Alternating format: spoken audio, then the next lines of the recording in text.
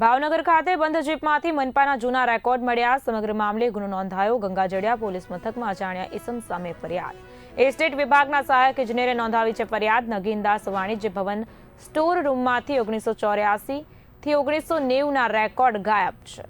ચોરી કરી જીપમાં મૂકવામાં આવ્યા હતા. સમગ્ર મામલે ખુલાસો થયો છે. પોલીસ દ્વારા કેસ દાખલ કરી તપાસ શરૂ કરાઈ છે. સમગ્ર મામલે અનેક સવાલ ઉભા થયા.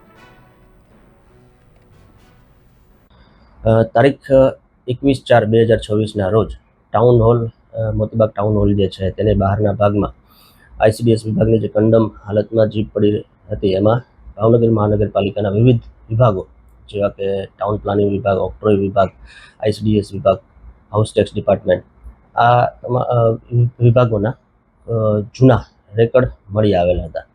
જે બાબતે વિગતવાર જાણકારી આપતા આપને જણાવવાનું કે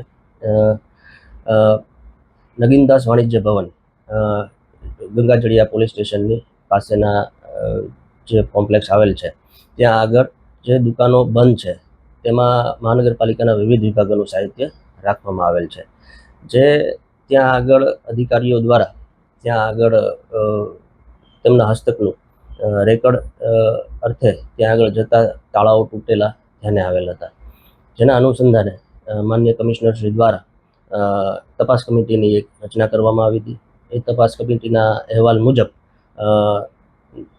પોલીસની એક FIRની નોંધણી કરવામાં આવેલ છે અને આગળ જે ન્યાયિક પ્રક્રિયાના બાદમાં તે બાબતે વિગતવાર જાણકારી આપી શકાય તેમ છે.